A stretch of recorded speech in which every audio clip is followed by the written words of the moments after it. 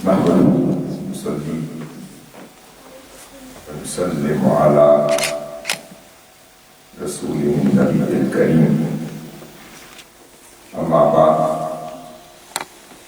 أعوذ بالله من الشيطان الرجيم بسم الله الرحمن الرحيم قل لو كان البحر مدادا لكلمات ربي لنفد البحر قبل أن تنفد كلمات ربي ولو جئنا بمثله مددا وقال الله تعالى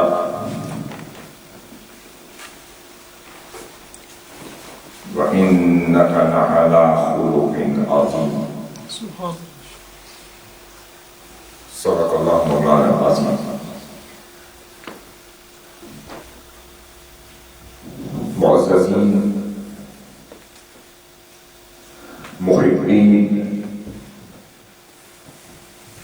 رفقاء احباب اور برلن کی کمیونٹی سے تعلق رکھنے والے عظیم احباب، عظیم خواتین، عظیم حضرات، نوجوان، ہمارے عظیم بھائی اور بہنیں جو آج کی اس تقریب جو تحریک امداد قرآن برلن کے اس سینٹر میں منعقد ہو رہی ہے، اور بالخصوص حضور شیخ الاسلام پروفیسر ڈاکٹر محمد طاہر القادری رضی اللہ عنہ کی ایک ایسی نایاب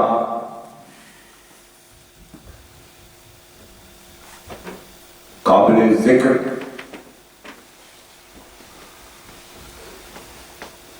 تحفے پر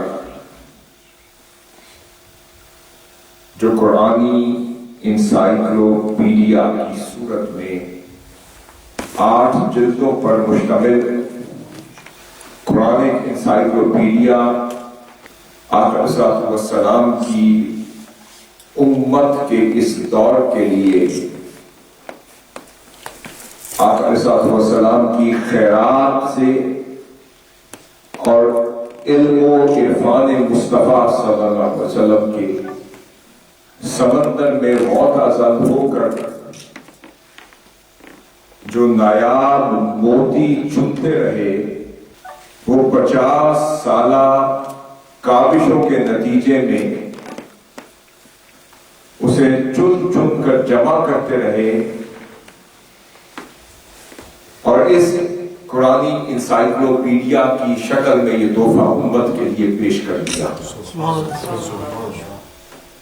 آپ فرماتے ہیں کہ 5000 سے زائد مضامین ہیں جس کا ذکر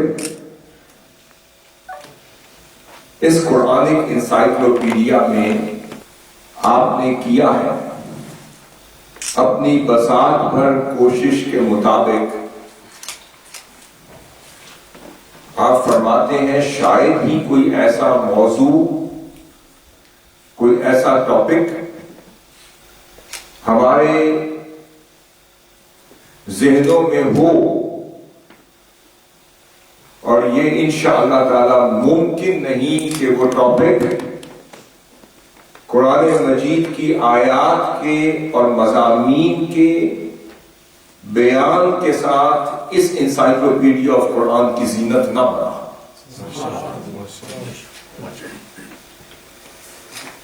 آپ فرماتے ہیں کہ خواہ اس کا تعلق کسی ایسے ٹاپک سے ہو جس کا وجود آسمانی دنیا میں ہو، اس کا ذکر بھی اس قرآنک انسائکلوپیڈیا نے کر دیا۔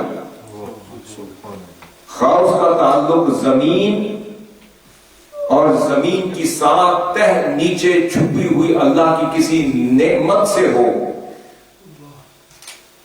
اور اس کا ذکر قرآن میں ہو، اور شاید ہی ایسا وجود اس سے محروم ہوا۔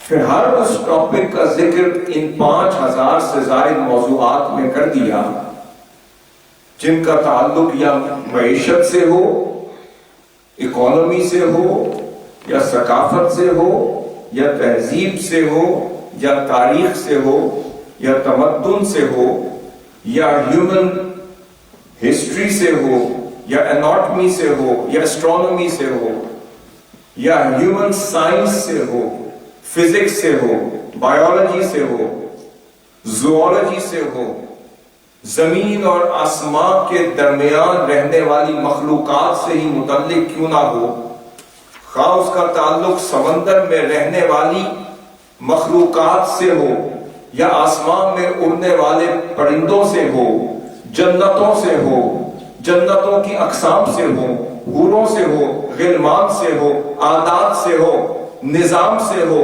تخلیق سے ہو، سیاست سے ہو، ریاست سے ہو، سسٹم سے ہو، مینجمنٹ سے ہو، خواہ اس کا تعلق کسی ایک معمولی سی مخلوق جسے آپ مکھی کہتے ہیں، خواہ اس کا تعلق مکھی سے ہی کیوں نہ ہو، اس کا ذکر بھی قرآن انسائیکلوپیڈیا میں کر دیا، خواہ اس کا تعلق ایک سوئی ہی سے ہی کیوں نہ ہو، اس کا ذکر بھی کر دیا، پانی سے ہو، ہوا سے ہو، سورج سے ہو، چاند سے ہو، ستاروں سے ہو، نظام شمس و قمر سے ہو، گردش لیل و نہار سے ہو، زمین کی تخلیق سے ہو، پہاڑوں کی تخلیق سے ہو، سمندروں کی نہروں سے ہو، کشتیوں سے ہو، بحری جہاز سے ہو، لا سے ہو، شریعت سے ہو، نکاح سے ہو، طلاق سے ہو، نبوت سے ہو، رسالت سے ہو، بعثت سے ہو، ملائکہ سے ہو، جنت کے مقامات سے ہو، اور دوزخ کی اقسام سے ہو، جو ہمارے ذہنوں میں ہو وہ ہو یا ذہنوں میں نہ آئے، ہر شے کا ذکر اللہ کے فضل سے اس انسائیکلوپیڈیا میں ہو۔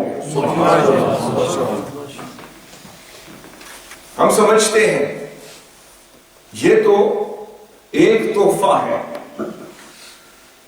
اور میں اس میں ہمیشہ یوں عرض کرتا ہوں کہ اللہ رب العزت کی یہ نعمت ہے، اور اللہ رب العزت جسے توفیق دیتا ہے اسے اپنی نعمت پکڑاتا ہے، اور جسے چنتا ہے اس پر انعام فرماتا ہے، پھر اس پر فتوحات عطا کرتا ہے، پھر اسے شرح صدر دیتا ہے، پھر اس کے دل میں اپنا نور اتارتا ہے، اور پھر جسے اپنے نور کے لیے چن لے اسے نور مصطفیٰ کا حصہ عطا کرتا ہے۔ کیونکہ اللہ رب العزت نے لوح محفوظ سے اس نورانی صفات کے مجموعہ قرآن کو قلب اطہر مصطفیٰ پر اتارا، تو جس کا نصیب اور جس کا ظرف اور جس کو قلب اطہر مصطفیٰ میں ٹھہرایا گیا اور پھر زبان اقدس مصطفیٰ سے ادا کیا گیا، اور پھر جس کی تلاوت حضور کی زبان اقدس سے ہوئی، اور جس کی وحی اللہ رب العزت کی بارگاہ سے آئی، اور جس کی تلاوت آپ صلی اللہ علیہ وسلم کی زبان اقدس سے ہوئی، اور وہ علم مصطفیٰ بن کر آیات قرآنی کی صورت میں امت تک پہنچتا رہا، تو آپ سمجھ لیں کہ جسے اس قرآن کا فیض مل گیا، سمجھ لیں اسے قلب اطہر مصطفیٰ کا فیض مل گیا۔ اب میں یہاں پر ایک چیز عرض کرتا ہوں، حضور شیخ الاسلام نے مدد عالی نے اس انسائیکلوپیڈیا آف قرآن سے پہلے اپنی 550 کتابیں تالیف فرمائی، لکھ ڈالا، جو ہر ٹاپک پر کم و بیش جس کا تعلق قرآن سے ہے، جس کا تعلق سنت مصطفیٰ سے ہے، جس کا تعلق آپ صلی اللہ علیہ وسلم کی احادیث مبارکہ سے ہے، جس کا تعلق دین سے ہے، جس کا تعلق دین کی قدروں سے ہے، اور جس بھی علم کا تعلق کسی بھی شکل میں قرآن یا صاحب قرآن سے ہے، آپ نے ہر علم پر 550 کتابیں لکھی، مگر 550 کتابیں لکھنے کے بعد یہ انسائکلوپیڈیا آف قرآن آ رہا ہے. آج سے 10 سال پہلے کیوں نہیں آیا؟ آج سے 20 سال پہلے کیوں نہیں آیا؟ آج سے 15 سال پہلے کیوں نہیں آیا؟ یقیناً اس کی کوئی حکمت ہوگی. بھئی جو شیخ الاسلام 550 کتابیں تالیف فرما سکتے ہیں تو آج ان کے قلم سے انسائکلوپیڈیا آف قرآن کیوں آ رہا ہے؟ اور ساتھ آپ فرماتے ہیں کہ میری زندگی کے 50 سال کا نچوڑ یہ قرآن کی انسائکلوپیڈیا. اب میں یہاں ایک بات عرض کرنا چاہتا ہوں، آپ سے شیئر کرنا چاہتا ہوں کہ آپ اگر غور کریں کہ کوئی شخص اپنے وجود میں ایک کتاب ہو، اپنے وجود میں ایک چھوٹا سا کتابچہ ہو، اپنے علم میں، اپنی معرفت میں، اپنے استدلال میں، اپنے استنباط میں، اپنے علوم القرآن میں، اپنے فہم القرآن میں، اپنے عرفان القرآن میں، اگر اپنی ذات میں وہ صرف ایک چھوٹی سی کتاب ہو اور کتابچہ ہو، رسالہ ہو یا ذات میں میگزین ہو، اس کے قلم سے اللہ رب العزت انسائکلوپیڈیا نہیں لکھوا. اور جب تک اللہ کا وہ بندہ اپنی ذات میں خود انسائکلوپیڈیا نہ بن جائے تو اللہ رب العزت اس کے قلم سے انسائکلوپیڈیا آف قرآن نہیں لکھوا. اب اس کے بعد حضور شیخ الاسلام اس سال کے اینڈ پر یا اگلے سال انشاءاللہ تعالی انسائکلوپیڈیا آف حدیث کا تحفہ دے رہے ہیں، اور وہ 41 والیومز 41 جلدوں پر مشتمل انسائکلوپیڈیا آف حدیث آ رہا ہے. کتنی؟ 41 جلدوں پر انسائکلوپیڈیا آف حدیث آ رہا ہے. آپ اندازہ لگا سکتے ہیں کہ اس میں لاکھوں احادیث کا احاطہ اس میں کیا ہوگا، تو 41 جلدوں پر وہ محیط ہوا. اب اس کے لیے کتنی کتابیں کنگھالی ہوں گی، کتنے سفر طے کیے ہوں گے. اب اس کے لیے شیخ الاسلام نے لاکھوں کتابیں تو یقیناً کنگھالی ہوں گی، اور لاکھوں لکھوں خواہ احادیث سے تو گزرے ہوں گے، اور لاکھوں احادیث تو اپنے مطالعہ سے گزاری ہوں گی، اور پھر اس میں سے ان کے حکم بھی لگائے ہوں گے، ان کی صحت حدیث اور روایات کو بھی دیکھا ہوگا، اور پھر کتنی زندگی آقا صلی اللہ علیہ وسلم کے نمونہ حیات اور سنت اور اسوہ حسنہ کے ان حسین تذکروں کو جمع کرنے میں گزار دی ہوگی. اب تصور کریں کہ جن کی زندگی یا تو قرآن میں غوطہ زن ہوتے ہوئے گزری ہو، اور جن کی زندگی یا آقا صلی اللہ علیہ وسلم کے حسین تذکروں کے اندر ڈوبتے ہوئے گزری ہو، قال اللہ و قال الرسول میں گزری ہو، حضور کے قول کو، حضور کے فعل کو، حضور کی تقریر کو، آقا صلی اللہ علیہ وسلم کی اداؤں کو، آقا صلی اللہ علیہ وسلم کے اسفار کو، آقا صلی اللہ علیہ وسلم کے غزوات کو، آقا صلی اللہ علیہ وسلم کے احکامات کو، آقا صلی اللہ علیہ وسلم کے معاملات کو، حضور کے اخلاق کو، حضور کے کردار کو، حضور کے محاسن حمیدہ کو، حضور کے اخلاق حسنہ کو، حضور کے حسین تذکروں کو، حضور کے حسن کے تذکروں کو، حضور کے عمل کے تذکروں کو، حضور کے بیان کو، حضور کے معجزات کو، حضور کے کمالات کو، حضور کے شمائل کو، حضور کے خصائص کو، حضور کے خصائل کو جمع کرنے میں گزر گئی ہو، وہ سرائے غلام مصطفیٰ کے عروج میں سبحان اللہ. پھر یہی کافی نہیں، پھر اس کے بعد آپ کی اگلی کتاب مسند امام علی سید علی کرم اللہ وجہہ کی جتنی روایات سے اور ان کی روایات سے احادیث مبارکہ جہاں جہاں آئی ہیں پھر ان ذخیروں کو الگ سے جمع کیا اور ان کی مرویات کو جمع کر کے اور آپ صلی اللہ علیہ وسلم کی احادیث جو صرف سیدنا علی کرم اللہ وجہہ سے مروی ہیں اور ان مرویات کو صحت کے ساتھ اور حکم کے ساتھ لا کر پھر 12 جلدوں پر صرف مسند امام علی وہ الگ 12 جلدوں پر ذخیرہ آ رہا ہے۔ پھر اس کے بعد آگے چلیں تو پھر احادیث احکام سے مراد جن جن روایات سے اور احادیث سے فقہ حنفی کے احکامات ثابت ہوتے ہیں اور وہ روایات اس کی حجت بنتی ہیں، دلیل بنتی ہیں، آپ نے پھر ان تمام روایات کو فقہ حنفی کی تائید کے لیے جمع کر کے جو آج تک 1300 سال 1200 سال 1100 سال کی تاریخ میں ابھی تک یہ کام نہیں ہوا۔ فقہ حنفی تو ہمارے پاس ہے مگر اس کے دلائل کے طور پر جو احادیث آتی ہیں انہیں کہیں جمع نہیں کیا گیا، آپ نے ان کی جمع اور تدوین کا کام کر کے حدیث احکام کا ایک ایسا ذخیرہ تحفے کے طور پہ حضور کی امت کو دے دیا کہ وہ بھی انمول ہو گیا۔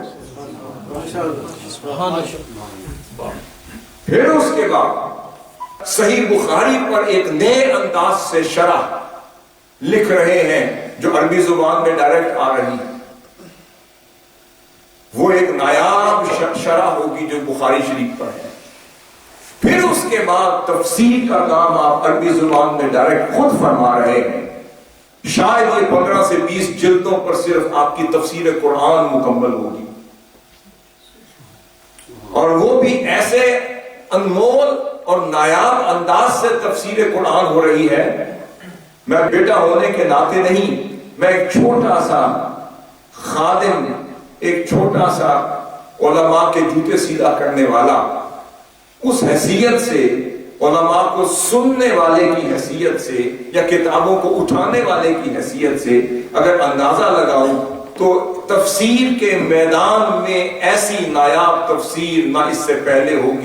ایک نایاب انداز ہوگا، ایک نایاب اسلوب ہوگا انشاءاللہ، وہ بھی عربی زبان میں ڈائریکٹ آ رہے ہیں۔ پھر اس کے بعد یہ سلسلہ جو چل پڑا یہ رکنے والا نہیں، اور جس کا سلسلہ رکے نہیں اسی ہی کو تو مجدد وقت کہتے ہیں۔ جس کے سلسلے رک جائیں وہ مجدد نہیں ہوتا، تو تجدید کرنے والے وہ ہوتے ہیں جو ہر دور میں آقا صلی اللہ علیہ وسلم کی امت کے ان تقاضوں کو جدید اور قدیم کو جوڑ کر اس طرح پریزنٹ کر دیں کہ ہر دور کے حضور کی محبت کی عمارت ایسے نظر آئے جیسے اصل تھی۔ تو آج یہ بہت بڑی نعمت ہے۔ میں آپ کو ایک واقعہ عرض کرنا چاہتا ہوں، پھر یہ صرف تحریر کا کام نہیں، پھر اس کے ساتھ آپ کے 7,500 8,000 ہر ٹاپک پر آپ کے خطابات ہیں اور ایک ایک خطاب آپ کا ایک ایک کتاب بنتا ہے، کیونکہ ایک آیت پر حضور غوث پاک رضی اللہ تعالیٰ عنہ کا فیض ہے، اور حضور غوث پاک رضی اللہ تعالیٰ عنہ کا کرم کیا تھا۔ بڑا مشہور واقعہ ہے کہ آپ مجلس میں تشریف فرما تھے اور ایک آیت کی تفسیر فرما رہے تھے، اور سیدنا امام ابن جوزی بھی اس مجلس میں تشریف فرما تھا، اور امام ابن جوزی بھی تفسیر میں، حدیث میں، فن میں اپنا ایک مقام رکھتے تھے۔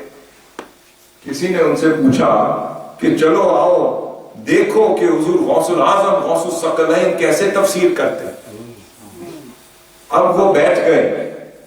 وہ راوی بیان کرتا ہے کہ جب ایک آیت پڑھی تو حضور غوث پاک رضی اللہ تعالیٰ عنہ نے اس کی ایک تفسیر کی۔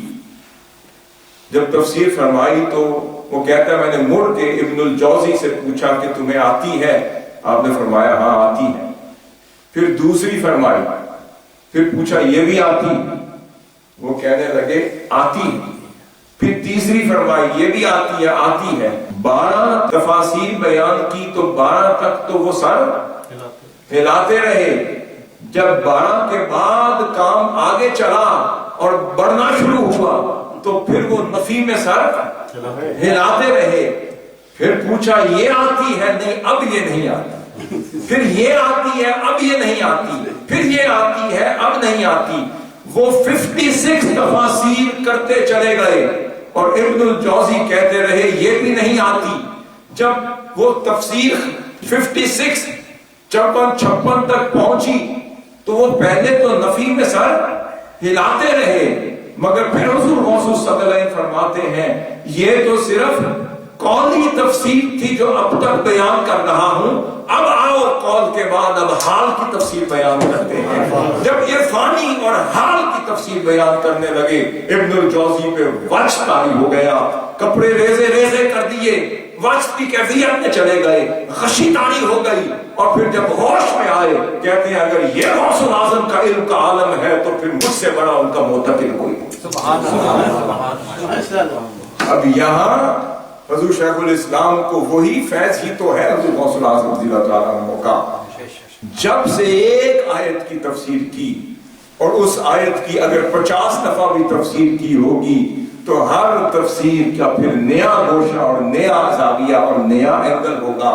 تو یہاں سے پتہ چلتا ہے کہ مجدد وہ ہوتا ہے جس کو یہاں سے نہیں اس کو وہاں سے سب کچھ آتا ہے. نعرہ تکبیر، اللہ اکبر، نعرہ رسالت، یا رسول اللہ، نعرہ حیدری، یا علی. میں صرف اس اینگل سے نکات عرض کر کے پھر میں ایک اور سمت میں جانا چاہتا ہوں. جب ہم قرآن مجید کے علوم کا جائزہ لیتے ہیں، قرآن مجید کی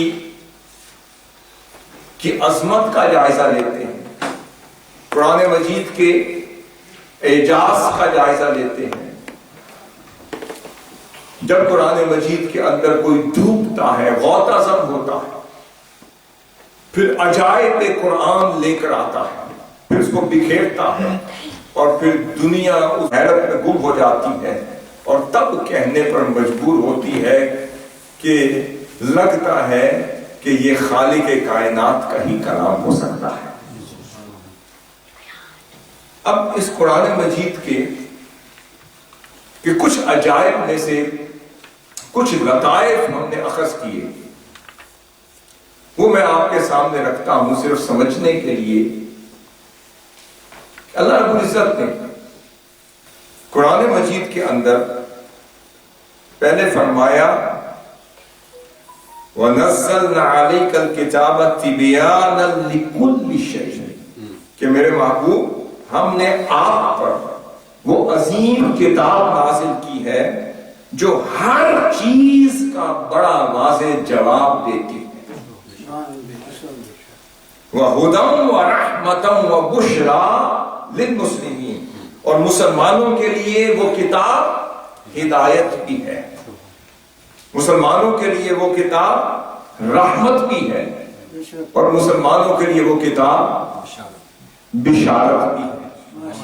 پھر آگے اللہ رب العزت نے فرمایا جس کی آیت میں نے شروع میں تلاوت کی قُلْ لَوْ كَانَ الْبَحْرُ مِدَادًا لِكَلِمَاتِ رَبِّي کہ محبوب آپ فرما دیجئے کہ اگر سمندر میرے رب کے کلمات کے لیے سیاہی بن جائے، انک پاٹ بن جائے، روشنائی بن جائے، تو وہ سمندر میرے رب کے کلمات کے ختم ہونے سے پہلے ہی ختم ہو جائے گا، مگر اللہ کے کلمات کا کبھی کوئی اینڈ نظر نہیں آئے گا. سمندر ختم ہو جائیں گے، پھر ایک دوسرے مقام پر آتے ہیں کہ وہ درخت بھی ختم ہو جائیں گے اور وہ درخت کی وہ ٹہنیاں بھی قلم بن جائیں، پھر زمین اور آسمان اور ہر شے بھی اگر مددگار بن کر اس کے لیے آ جائے اور وہ سب کے سب روشنائی اور سیاہی بن جائیں تو تب بھی سب کچھ ختم ہو جائے گا مگر اللہ کے کلمات نہ ختم ہو.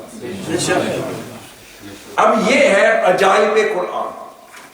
اب جب ہم آگے چلتے ہیں تو یہاں پر آقا صلی اللہ علیہ وسلم نے فرمایا کہ انزل القرآن علی سبعۃ احرف کہ اس قرآن کو جس کا میں نے ذکر کیا اس کو اللہ رب العزت نے 7 حروف میں نازل کیا. کتنے؟ 7 حروف میں نازل کیا.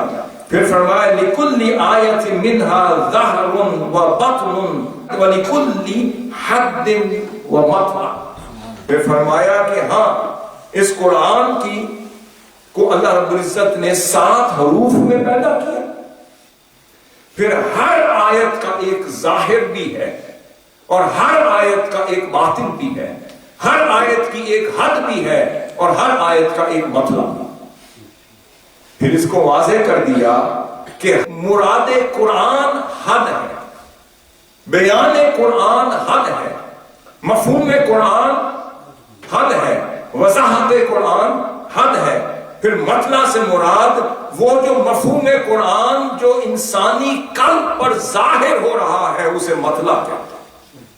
اور پھر ظاہر سے مراد اور باطن سے مراد وہ ظاہری تفسیر قرآن ہے اور وہ باطنی فہم قرآن ہے. جو ظاہر ہے وہ تفسیر قرآن ہو گیا، جو باطن ہے وہ عرفان قرآن.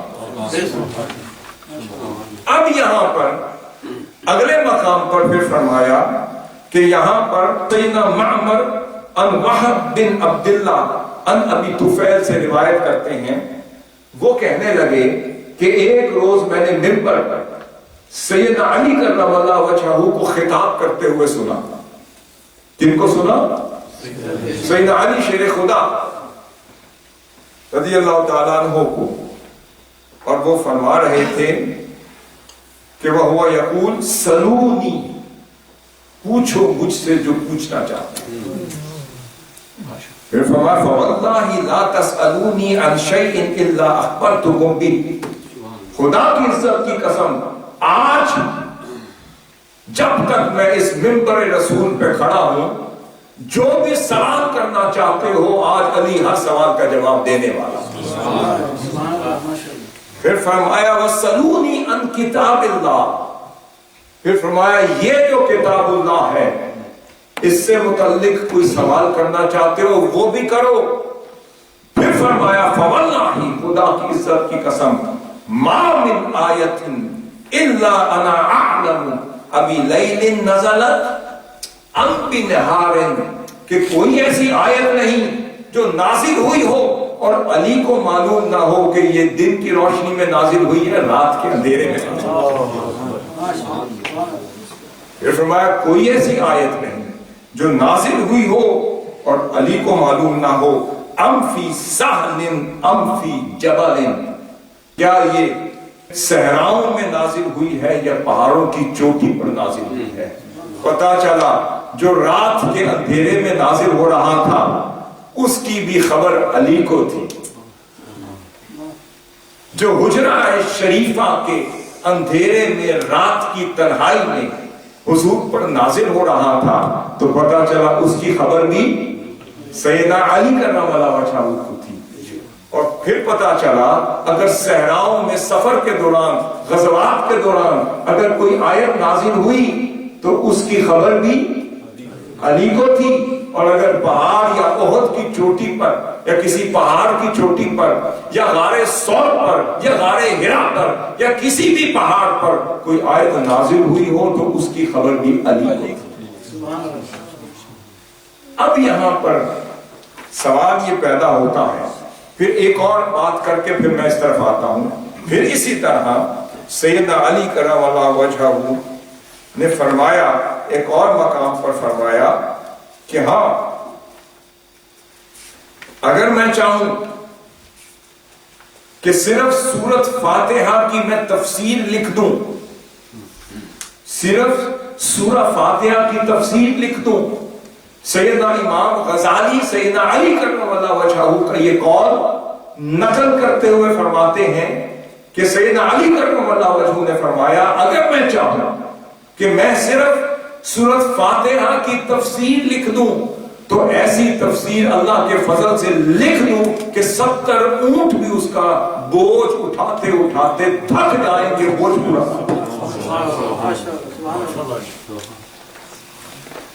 پھر یہاں پر آگے سنے وہ الفاظ کی طرف آ جائیں.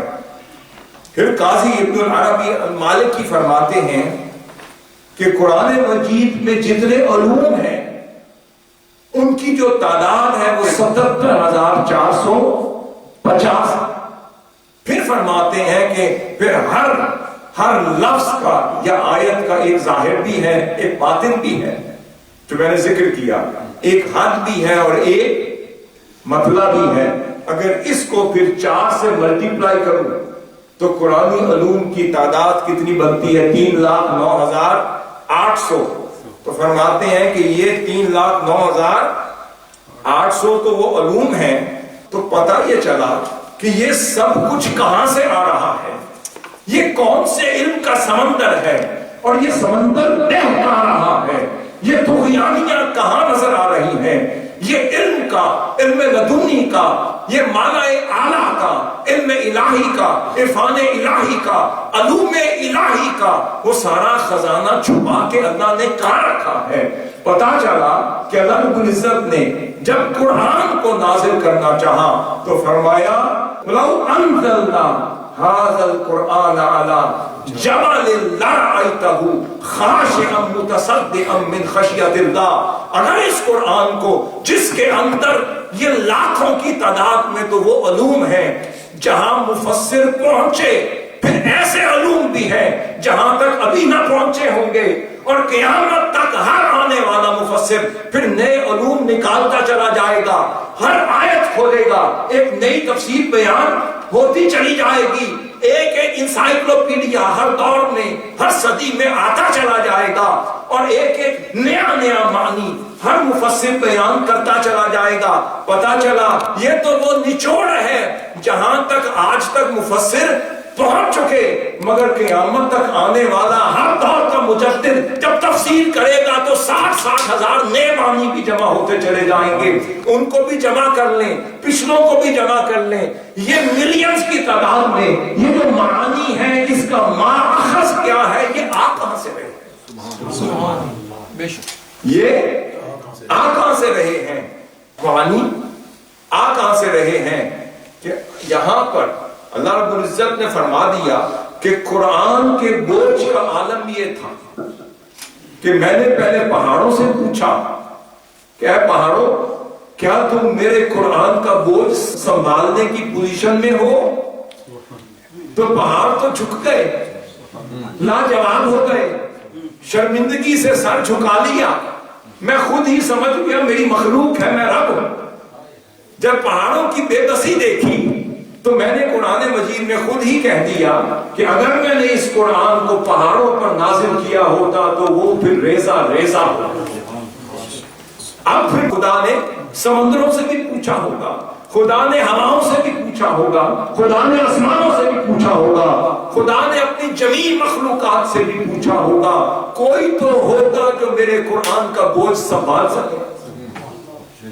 اگر پہاڑ نہ سنبھال سکا تو پھر کوئی اور طاقت بھی نہ سنبھال سکی ہوگی. تو پھر خدا نے کیا کیا؟ فرمایا میں نے قرآن کو سنبھالنے کے لیے اپنے محبوب محمد مصطفیٰ کے قلب کا انتخاب کیا. نعرہ تکبیر، اللہ اکبر، نعرہ رسالت، نعرہ حیدری. اب قرآن کو کہا قرآن میرا کلام ہے، قرآن صفات الہیہ ہیں، اور کلام متکلم کی صفت ہوا کرتا ہے، اور قرآن کلام متکلم کی صفت ہوا کرتا ہے. تو قرآن کس کا کلام ہے؟ خدا کا کلام ہے. تو قرآن کس کی صفت ہے؟ وہ خدا کی صفت ہے. اصل میں بوجھ کلام کا نہیں تھا، بوجھ تو خدا کی صفات کا.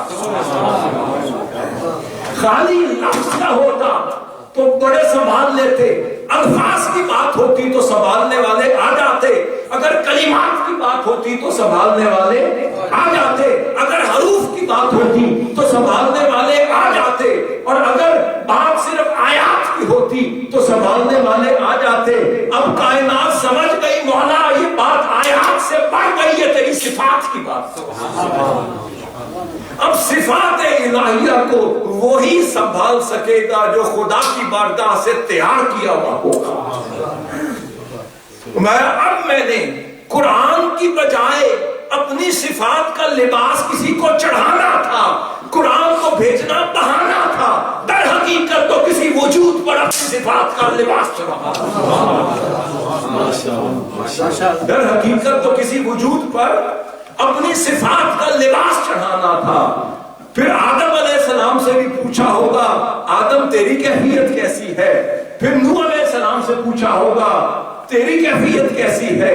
پھر موسیٰ علیہ السلام سے پوچھا ہوگا, سلیمان علیہ السلام سے, داؤد علیہ السلام سے, عیسیٰ علیہ السلام سے, شیس علیہ السلام سے, اور پھر تمام انبیاء سے ایک ایک کر کے پوچھتا رہا ہوگا. پھر جو تورات کی پوزیشن میں تھا انہیں تورات دے دی, جو انجیل کی کنڈیشن میں تھے ان کو انجیل دے دی, اور جو زبور سنبھال سکے انہیں زبور دے دیا, جو آسمانی صحائف اٹھا سکے انہیں وہ دے دیا. فرمایا میں سب بھی جمع کر دوں, تمہیں بھی جمع کر دوں, قرآن کا لباس نہیں چڑھا سکتا. پھر کون آئے گا؟ فرمایا کہ وہی آئے گا کہ ساری نبوت بھی جمع کر دوں تو اس کا مقابلہ نہ ہوگا. سارا حسن بھی جمع کر دوں جس کے حسن کا مقابلہ نہ ہوگا. کائنات جمع کر دوں جس کی نکھر کا مقابلہ نہ ہوگا. کائنات کا حسن جمع کر دوں اس حسین کا مقابلہ نہ ہوگا.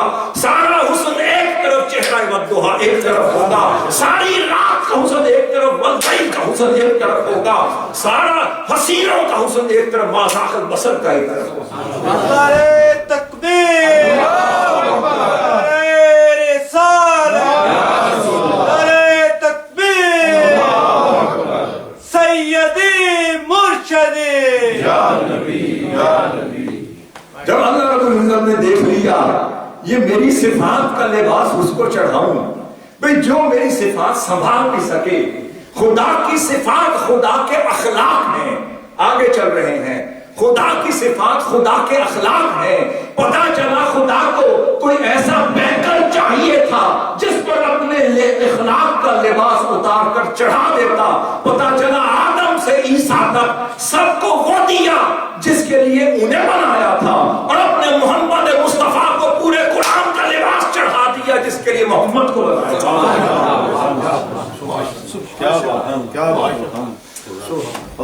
پھر سیدہ ام المؤمنین سے کسی نے آ کر پوچھ لیا, اے سیدہ ام المؤمنین یہ تو بتائیے کہ حضور کے اخلاق کیسے تھے. اب وہ جواب یہ نہیں دے رہی کہ حضور کے اخلاق ایسے تھے اور ایسے تھے اور ایسے تھے.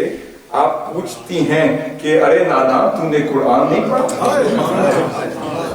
وہ پوچھنے والا دوبارہ عرض کرتا ہے ام المؤمنین میں تو سوال کر رہا ہوں حضور کے, میرے آقا و مولا کے اخلاق کیسے تھے.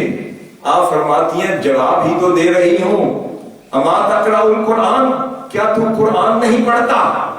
نعم بلا پڑھتا ہوں. اگر قرآن پڑھتا ہے اور پڑھ کے بھی مجھ سے پوچھتا ہے کہ حضور کے اخلاق کیسے, جواب دے دیا سن لے خلقہ القرآن, تو قرآن ہی تو مصطفیٰ کے اخلاق تھے. قرآن ہی تو میرے مصطفیٰ کا اخلاق تھا. پتا چلا کہ اللہ رب العزت نے اپنی صفات کا جو لباس اتار کر ہی تو اپنے مصطفیٰ کو چڑھایا اور کہہ دیا یہ قرآن کا لباس پہن کر آئے. در حقیقت بھئی کلام صاحب کلام کی صفات ہوا کرتے ہیں, اس کے اخلاق ہوا کرتے ہیں. پتا چلا اللہ نے جب الحمد سے بات شروع کی والناس تک بات ختم ہوئی, ہر ایک آیت جو ہے خدا کی ایک صفت کا لباس لے کر اترتی چلی گئی. حضور کا لباس اترتا چلا گیا, خدا کی صفات کا لباس چڑھتا چلا گیا, ایک رنگ آتا گیا, حضور کا رنگ ظاہر ہوتا رہا, خدا کی صفات اور کمالات کا رنگ حضور پر چڑھتا گیا. جب الناس تک بات ختم ہوئی ادھر ذات مصطفیٰ کی تھی, صفات خدا کے چڑھ گئی. پھر ذات مصطفیٰ کی تھی, اخلاق خدا کے ہو گئے, ذات مصطفیٰ کی تھی, صفات کا رنگ خدا کا چڑھ گیا. پھر دیکھنے والے مصطفیٰ کے تھے, حقیقت میں خدا کا رنگ نظر آیا. پڑھنے والا قرآن یہ ہے, چلنے والا قرآن یہ ہے. اب تم بھول گئے میں جو والضحیٰ کہتا تھا, تم سمجھ گئے کہ میں کوئی اور قسمیں کھا رہا ہوں. میں ابھی اپنا تو لباس جب محمد پہ چڑھا ہوا دیکھتا تھا کبھی والضحیٰ کہتا تھا, کبھی اپنا رنگ محمد پر دیکھتا تھا واللیل کہتا تھا, کبھی اپنا رنگ محمد پہ چڑھا ہوا دیکھتا تھا یاسین کہتا تھا, کبھی طٰہٰ کہتا تھا, کبھی مزمل کہتا تھا, کبھی مدثر کہتا کہتا تھا, جو کچھ بھی کہتا تھا, تم سمجھو نہ سمجھو, میں تو اپنے محبوب کو بتا رہا ہوتا تھا یہ لباس بھیجا ہے تو کتنا چمک رہا ہے.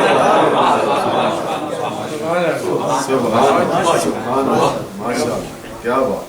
حدیث قدسی ہے, معروف ہے. آپ صلی اللہ علیہ وسلم نے فرمایا, اللہ رب العزت فرماتا ہے, یہاں میں اس کو لا رہا ہوں, فرماتا ہے کنت کنزن مخفیا, کنت کنزن مخفیا, خدا خود کہہ رہا ہے میں چھپا ہوا خزانہ تھا, یہ سارا خزانہ ہی تو چھپا ہوا تھا.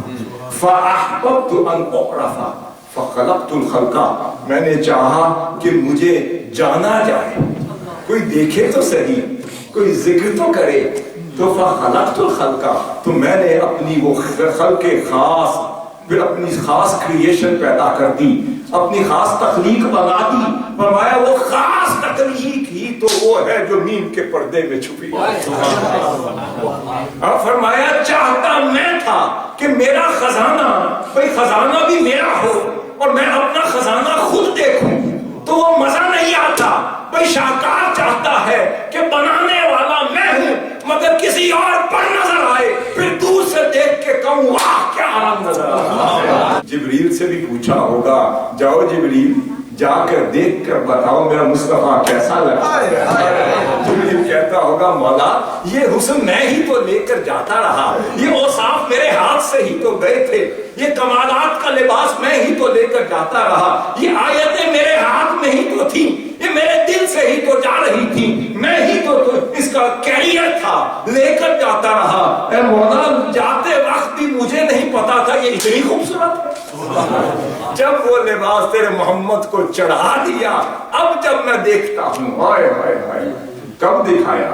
فرمایا جب لباس چڑھا دیا, اب دکھایا کب؟ فرمایا یہاں نہیں دیکھ سکتے, جہاں کا لباس ہے میرا مصطفیٰ وہاں آئے گا تو تجھے پتا چلے گا لباس کیسا ہے. اس لیے اس کائنات کو دکھانے کے لیے شب معراج دکھا دیا یہاں, کیونکہ لباس وہاں کا تھا. پھر مصطفیٰ کو اس لیے وہاں بلایا گیا, وہ لباس چڑھا کر کہا شب معراج دیکھ لینا میرے مصطفیٰ کو شب معراج آتے جاتے, اب دیکھو میرا مصطفیٰ کیسا ہے. یکشا سدرہ کا ما یکشا, آؤ فرشتوں سدرہ کے مقام پہ جمع ہو کر دیکھو میرا مصطفیٰ اس لباس میں کیسا لگا. پھر فرمایا کہ ہاں سدرہ تک تجھے دکھاؤں گا, سدرہ تک تجھے دکھاؤں گا. پھر اس سے پہلے فرمایا کہ بیت المقدس تک انبیاء کو دکھاؤں گا, اس کا بشری رنگ بیت المقدس تک دکھاؤں گا, پھر اس کا نورانی رنگ ہر آسمان پہ نبی کو بلا کے پھر دکھاؤں گا, پھر سدرہ تک تجھے دکھاؤں گا, تیری مخلوق کو دکھاؤں گا, عالم نور کو دکھاؤں گا, اور پھر فکان قاب قوسین او ادنیٰ پر پھر خود دیکھوں گا. پہلے تمہیں دکھاؤں, انبیاء کو دکھاؤں گا تاکہ انہیں بھی حق الیقین دے دوں, پھر تجھے دکھاؤں گا سدرہ پر حق الیقین دے دوں, پھر رف رف تک اسے بھی دکھاؤں گا حق الیقین دے دوں. جب سب کچھ نیچے رہ جائے گا پھر کچھ اور دیکھنے کو ہے, میں دیکھوں گا اور میرا مصطفیٰ. اب بات اس قرآن کی ہو رہی ہے, ذرا سوچئے تو صحیح. میں بات تو بہت آگے چلی گئی, ہم تو الفاظ تک تھے, یہ بات صفات سے بھی اوپر چلی گئی, اور بات چلی غار حرا سے تھی, یہ بات تو او ادنا تک چلی گئی. پتا چلا یہ وہ کتاب ہے جس میں او ادنا کا مزہ بھی ہے, جس میں دنا بھی ہے, فتح اللہ بھی ہے, فکان قاب قوسین او ادنا بھی ہے, جس میں عالم نورانیت کا مزہ بھی ہے, عالم عرفانیت کا بھی ہے, بشریت کا بھی ہے, روحانیت کا بھی ہے, لاہوتیت کا بھی ہے, ہاہوتیت کا بھی ہے, اور پھر قرب خدا میں بیٹھ کر جب حضور چمک رہے ہوں گے وہ کیفیت بھی اسی. اب قرآن کو کیسا پڑھا کرو, یہ نہ سمجھو کہ یہ خدا کے الفاظ ہیں, یہ سمجھو کہ خدا کا لباس ہے, مصطفیٰ پہ چڑھا ہے, پھر ہم پڑھ رہے ہیں. اب قرآن کو محبت سے پڑھا کرو, اس میں ڈوبا کرو, اس میں نغمہ لاہوتی کے ساتھ ایک دوستی سی پیدا کرو, پھر تاریں چھیڑا کرو دل کی, دل چھڑ جائے گا تو پھر وہاں اسی کیفیت میں واپس چلا جائے گا. میں وہاں ہوں جہاں سے مجھے میری بھی کوئی خبر نہیں آتی, پھر وہاں سے خبر آئے گی, پھر اس لیے امام طبری نے اپنے انداز سے لکھ دیا، امام قرطبی نے اپنے انداز سے لکھ دیا، اور ابن عباس نے اپنے انداز سے لکھ دیا، دیگر ائمہ اپنے انداز سے لکھتے چلے گئے، امام ابن کثیر نے اپنے انداز سے، امام بغوی نے اپنے انداز سے، اور امام سیوطی نے اپنے انداز سے، امام غزالی نے اپنے انداز سے پڑھا اور پڑھایا۔ بات یہ سب کے انداز اپنے ہوں گے، آج پڑھیے شیخ الاسلام کے انداز سے۔ بھئی جو جتنا ڈوب گیا وہ اتنا پا گیا، اور اس نے اپنی کیفیت اس میں لکھ دی۔ اب یہ وہ قرآن ہے جس کی کوئی حد نہیں۔ اگر قرآن کی حد نہیں تو تصور کیجئے فیوزات قرآن کی کوئی حد ہوگی؟ اگر قرآن اور صفات الہیہ کی کوئی حد نہیں تو کمالات قرآن کی کوئی حد ہوگی؟ اور جس کے گھر میں قرآن کھلے گا اور پڑھا جائے گا اس میں برکات الہیہ اور حسنات الہیہ اور خیرات الہیہ کی کوئی حد ہوگی؟ اور جہاں پہ اونچی اونچی آواز سے قرآن پڑھا جائے گا وہاں نزول ملائکہ کی کوئی حد ہوگی؟ اور جہاں قرآن پڑھو گے، سنو گے، سناؤ گے، بچے پڑھیں گے، تم سنو گے، سناؤ گے، برکات قرآن بچ رہی ہوں گی، وہاں پہ حسنات مصطفیٰ کی کوئی حد ہوگی؟ اور جہاں کوئی لباس سمجھ کے پڑھو گے، ڈوب کے پڑھو گے، واللیل اذا سجا پڑھو اور ساتھ حضور کی زلفوں کا تذکرہ بھی سامنے آ جائے، والضحیٰ پڑھو چہرہ مصطفیٰ سامنے آ جائے۔ کچھ ایسے تھے جو صرف پڑھتے تھے، کچھ ایسے تھے پڑھتے تکتے بھی تھے، کچھ اصحاب ازواق ہوتے تھے، کچھ اصحاب اسباق ہوتے تھے، کوئی صرف قال اللہ پڑھتے تھے، کچھ قال اللہ و قال رسول پڑھتے تھے، کچھ پڑھتے ہوئے تکتے بھی تھے اور سنائے۔ حضور شیخ الاسلام یہ وہ ذوق کی ادارہ ہے، یہ وہ ذوق ہے، یہ وہ سمندر ہے جو آپ کو پڑھاتا نہیں بلکہ توڑ پہنچاتا بھی ہے۔ شیخ ابو العباس البرسی انہی میں سے تو تھے جو فرماتے تھے کہ اگر ایک لمحہ بھر اگر چہرہ مصطفیٰ میری آنکھوں سے اوجھل ہو جائے، ما عادت نفسی من زمرۃ المسلمین، تو میں اپنے آپ کو تو مسلمان ہی نہیں سمجھتا۔ وہ بھی تو اسی قرآن کو پڑھتے تھے۔ اور پھر شیخ روز بہان بکلی مجلس میں بیٹھے تھے، وہ بھی تو تھے جو اسی قرآن کو پڑھتے تھے، اور ان کی کیفیت کیا تھی؟ تو ایک روز ایک شاگرد ان کی بارگاہ میں آیا اور وہ سند پڑھ کے سنانے لگا کہ قال رسول اللہ صلی اللہ علیہ وسلم ہاکذا و ہاکذا، تو وہ مراقبے میں بیٹھے تھے اور فرماتے ہیں نہیں۔ وہ پھر دوسری سند سے پڑھنے لگا قال رسول اللہ ہاکذا و ہاکذا، وہ پھر سر ہلا دیا نہیں۔ پھر قال رسول اللہ تیسری سند سے، حضور نے ایسے فرمایا، پھر سر ہلا دیا نہیں۔ پھر چوتھی سند اس نے پڑھ ڈالی اور فرمایا حضور نے یہ فرمایا ہے۔ آپ جلال میں آ گئے، وہ کہتے ہیں میں تمہاری سنوں یا صاحب حدیث کی خود سنوں جو فرما رہے ہیں، میں نے نہیں کہا۔ جو پڑھتے ادھر تھے تکتے ادھر تھے۔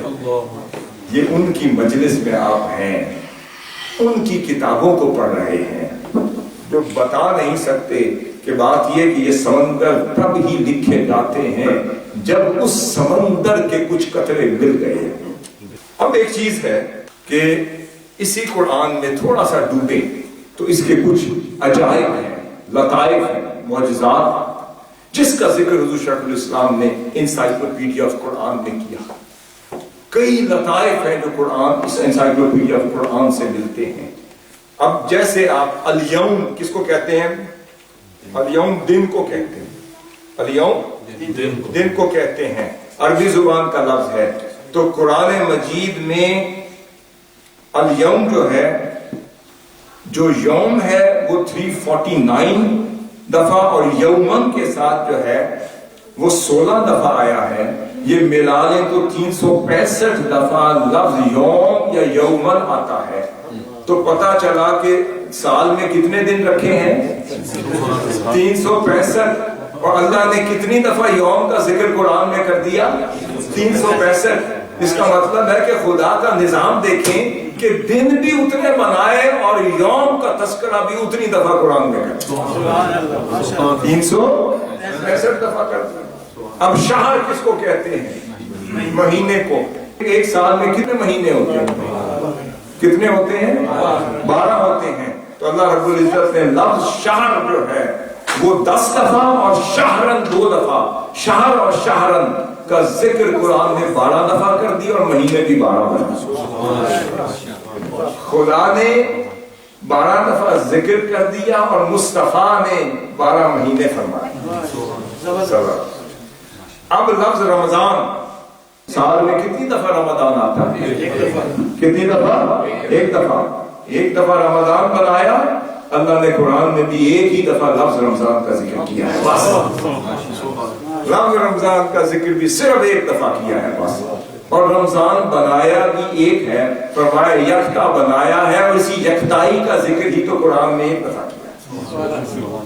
پھر الساعہ کہتے ہیں گھڑی کو، الساعہ کہتے ہیں گھڑی کو، عربی میں الساعہ گھڑی کو کہتے ہیں. تو گھنٹے کو بھی کہتے ہیں ساعہ، عربی میں گھنٹے کو کہتے ہیں، ایک گھنٹے کو بھی ساعہ کہتے ہیں اور گھڑی کو بھی ساعہ کہتے ہیں. تو اللہ رب العزت نے ایک دن میں کتنے گھنٹے رکھے؟ 24 رکھے. اور 2 دن میں کتنے رکھے؟ 48 رکھے. تو یہاں پہ ان الساعہ اور لعل الساعہ کے ساتھ اس کا ذکر 24 دفعہ کر دیا اور صرف ساعہ کا ذکر 48 دفعہ کر دیا. فرمایا اگر پہلے انا آ جائے، انا آ جائے، لعل آ جائے تو پھر ساعہ کا ذکر بھی 24 دفعہ ہی قرآن مجید میں کیا اور گھنٹے ایک دن میں بھی 24 ہی. کمال دیکھیں. پھر سبع کس کو کہتے ہیں؟ 7 کو، 7 کو کہتے ہیں سبع. تو اللہ رب العزت نے سبع 7 کو کہتے ہیں. حسن دیکھیں قرآن کا. اور پھر فرمایا پھر 7 ہی آسمان بنائے، 7 ہی زمینیں بنائے اور پھر 7 ہی دن بنائے. سیکوینس دیکھیں، خدا کا حسن دیکھیں. پھر آگے العزم کہتے ہیں ارادے کو. اور اولو العزم کن کو کہتے ہیں؟ اولو العزم. کتنے پیغمبر ہیں اولو العزم؟ 5 ہیں. اولو العزم کتنے ہیں؟ 5 ہیں. کون ہیں؟ سیدنا نوح علیہ السلام، سیدنا ابراہیم علیہ السلام، سیدنا موسیٰ علیہ السلام، سیدنا عیسیٰ علیہ السلام اور آخر صلی السلام. اور لفظ اولو العزم بھی 5 ہیں اور لفظ عزم بھی اللہ نے 5 دفعہ ذکر کیا. پھر آگے چلیے. ملائکہ اور اس کے مقابلے میں کیا ہے؟ شیاطین. ملائکہ کے مقابلے میں کیا ہے؟ شیاطین. تو ملائکہ کا ذکر بھی 88 دفعہ کیا اور شیاطین کا ذکر بھی 88 دفعہ کیا. سیکوینس دیکھیں. پھر نفع اور اس کے مقابلے میں کیا ہے؟ فساد. تو نفع کا ذکر بھی 50 دفعہ کیا، فساد کا ذکر بھی 50 دفعہ. پھر آگے حرب اور اس کا کیا ہے؟ حرب کا ذکر جنگ اور قیدی، یہ ساتھ ساتھ چلتے ہیں. تو لفظ جنگ عربی میں حرب کو کہتے ہیں. حرب کا ذکر بھی 6 دفعہ کیا اور الاسارہ قیدیوں کا ذکر بھی 6 دفعہ بڑھا. اب جزا اور مغفرت ہوتی ہیں. جزا کا ذکر بھی 117 دفعہ کیا اور مغفرت کا بھی 117 دفعہ. اللہ نے انجام کا ذکر 117 دفعہ کیا اور مغفرت اس کو ڈبل کر دیا، وہ 234 دفعہ مغفرت کو بڑھا. پھر اللہ رب العزت نے قالو اور کل کس کے لیے فرمایا؟ کل آکس ہے. کل یا ہے کل هو اللہ احد کل یا ایھا الکافرون. آپ فرما کل یا ایھا الناس، آپ فرما. تو یہ ذکر اور قالو کہ حضور کو فرمایا کہ وہ کہتے ہیں حضور آپ کے لیے. اب یہاں پر کل جو ہے اس کا ذکر 332 دفعہ حضور صلی اللہ علیہ وسلم کے لیے کیا. اور اتنا ذکر ایک سیغے کے ساتھ کسی نبی انبیاء میں سے کسی نبی کے لیے اس طرح مخاطب کا سیغہ اس کثرت کے ساتھ نہیں آیا جتنا صرف آپ صلی اللہ علیہ وسلم کے لیے لفظ آیا ہے. 332. پھر اس کے بعد الہدا اور رحمہ آتا ہے. الہدا کا ذکر بھی 79 دفعہ اور رحمت کا ذکر بھی 79 دفعہ. اب ہماری خواتین بیٹھی ہیں، ذرا سنیں. ہم کہتے ہیں نا مرد بھابی ہیں، مگر قرآن مجید میں برابری رکھ دی. فرمایا اگر مرد کا ذکر رجل کے ساتھ 24 دفعہ آیا ہے تو امرأہ عورت کا ذکر بھی اللہ نے 24 دفعہ کیا، برابری دی۔ میں نے کہا یہ دونوں خدا کی نگاہ میں برابر ہیں، کوئی فرق نہیں۔ اب اس طرح آگے چلیں تو قصر نمازیں اللہ رب العزت نے مثلا فرض نمازیں اگر نکالی جائیں تو وہ ٹوٹل عدد صرف فرض کا نکالیں آپ 5 نمازوں میں سے، وہ کیا بنتا ہے؟ 17 بنتا ہے۔ صرف فرض نمازوں کا عدد نکالیں تو وہ کتنا بنتا ہے؟ رکعات کا وہ ٹوٹل 17 بنتا ہے، اور لفظ فرض بھی اللہ رب العزت نے 17 دفعہ ذکر، اور القصر جو ہے اس میں سے قصر نکالیں فرض میں سے ہاف آف کر کے تو وہ 11 بنتی ہیں، اور لفظ قصر کا ذکر بھی 11 دفعہ ہوگا۔ بات یہ ہے یہ عجائب قرآن ہے، یہ عجائب قرآن ہے، مگر بات یہ ہے کہ اللہ عجائب کی فہم اور فراست بھی ان کو دیتا ہے جن کو اس صدی اور دور کے لیے چن دیتا ہے۔ آج یہ شیخ الاسلام نے ہم پر کرم کیا کہ یہ سارے عجائب قرآن کا ذخیرہ جو وہ 50 سالہ حیات میں جمع کرتے رہے وہ چن چن کر اس میں جمع کر دیا اور حضور کی امت کے لیے تحفہ پیش کیا۔ اب ہمارا یہ کام ہے کہ اس میں ڈوبیں، اس کو پڑھیں۔ ہم قرآن مجید کے ساتھ کیا کرتے ہیں؟ ہم تو گھر میں قسم کھانے کے لیے یا قرآن مجید رکھتے ہیں، یا بیٹی کا رشتہ کرتے وقت اوپر سے اس کے سائے تلے اس کو رخصت کرنے کے لیے قرآن کا سایہ رکھتے ہیں۔ اس کے علاوہ تو رمضان شریف بھی گزر جاتا ہے، قاری صاحب کو سن کے آتے ہیں، قرآن مجید ہم نہیں اٹھاتے۔ حضور شاہ صاحب فرماتے ہیں چلو یہ تو سمجھ لیا کرو کہ یہ اس محب کے خط ہیں جو محبوب کے نام بھیجے، جو اس محب کے خط ہیں جو اپنے محبوب کے نام بھیجے ہیں، ان خطوں کو تو محبت نامہ سمجھ کے پڑھ لیا، ڈوب جایا، ان سے استفادہ کیا۔ آج امت کی زبورحالی کیوں ہے؟ ہمارے حالات کیوں دگرگوں ہیں؟ ہم ظلم کا شکار ہیں، ہم افراتفری کا شکار ہیں، ہمارا سکون چلا گیا، ہماری عبادت چلی گئی، عبادت میں خشوع نہیں ہے، سکون نہیں ہے، گھروں میں سکون نہیں ہے، ازدواجی زندگی میں سکون نہیں ہے، بچوں میں سکون نہیں ہے، برکت ختم ہو گئی، رحمت ختم ہو گئی۔ ہماری امت من حیث المجموع افراتفری، فساد اور ظلم کا شکار ہے، بربریت کا شکار ہے۔ اس کی واحد وجہ یہ ہے ہم نے قرآن اور صاحب قرآن سے تعلق چھوڑا۔ منہاج القرآن تجدید دین کی آج وہ تحریک ہے، اس کا مقصد یہ ہے اس ٹوٹے ہوئے تعلق کو بحال کر دیا جائے، قرآن کو جوڑ دیا جائے، ہمیں قرآن میں پھر سے اس کے سمندر میں غوطہ زن کر دیا جائے۔ حضور شیخ الاسلام کی زندگی کا مقصد وہ اپنی ان کتابوں سے کچھ لیتے ہیں، آپ کو پتا ہے کچھ لیتے ہیں نہیں، اپنی 550-600 کتابوں کی کوئی رائلٹی لیتے ہیں نہیں، اس کا عوض لیتے ہیں نہیں، اپنے دین کی خدمت کا کچھ لیتے ہیں نہیں، اپنے سفر کی خدمت کا لیتے ہیں نہیں، دین کی خدمت کا عوض لیتے ہیں نہیں۔ وہ کہتے ہیں مجھے ان سے کچھ نہیں، مجھے تو اس سے سب کچھ ہے، میرا اجر بھی وہاں ہے، میری رضا بھی وہاں ہے، میری عطا بھی وہاں سے۔ بات یہ ہے یہ آج پڑھیں تاکہ آپ کی بچوں کا عقیدہ بچ جائے، سوچ بچ جائے، فکر بچ جائے، ان کا مستقبل بچ جائے، آپ کے گھروں کا سکون بحال ہو جائے، آپ کے کاروباروں میں برکت ختم ہو گئی۔ وجہ کیا؟ کہ ہم نے قرآن سے رشتہ توڑ دیا، ہم نے صاحب قرآن سے رشتہ توڑ دیا۔ آج حضور شیخ الاسلام یہی تو کر رہے ہیں، جڑ جاؤ قرآن سے اور جڑ جاؤ صاحب قرآن سے۔ اللہ رب العزت ہمیں یہ منہاج القرآن کی رفاقت سنگت کو سمجھیں، یہ نعمت ہے، یہ تحریک نعمت ہے، آپ کی نعمت ہے۔ آپ پوچھیں کیسے؟ کہ آج نہیں کل فتنہ بڑھے گا، آپ کی اولادوں سے بڑے بڑے سوال کیے جائیں گے، سیکولرائزیشن بڑھتی چلی جائے گی، دہریت بڑھتی چلی جائے گی، لاطینیت بڑھتی چلی جائے گی، مذہب سے بیزار لوگ پیدا کر دیے جائیں گے۔